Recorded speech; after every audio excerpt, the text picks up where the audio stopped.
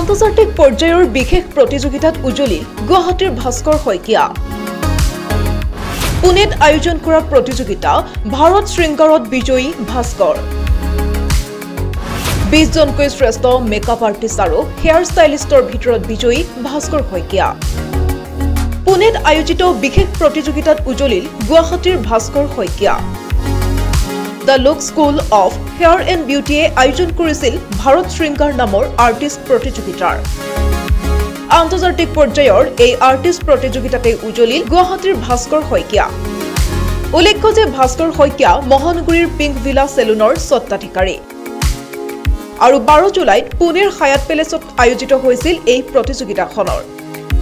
বিভিন্ন প্ৰান্তৰ সুদক্ষ মেকআপ আৰ্টিষ্ট আৰু হেয়াৰ ষ্টাইলিষ্টৰ মাজত আয়োজিত হৈছিল এই প্ৰতিযোগিতাখন।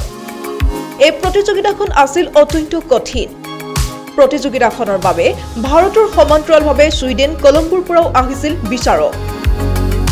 মুঠ 2টাকৈ ছেমিফাইনেল ৰাউণ্ডৰ অন্তত বাছনি কৰা হৈছিল 20 জনকৈ শ্ৰেষ্ঠ মেকআপ আৰ্টিষ্ট আৰু হেয়াৰ ষ্টাইলিষ্ট।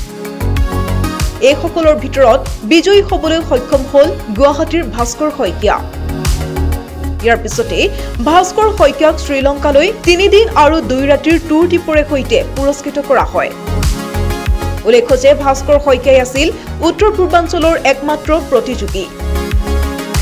এই প্ৰতিযোগিতাখনৰ বাবে বিশেষ পদক্ষেপ গ্ৰহণ কৰে লুক স্কুল পুনেৰ স্বত্বাধিকাৰী মনীষা কুমাৰীয়ে।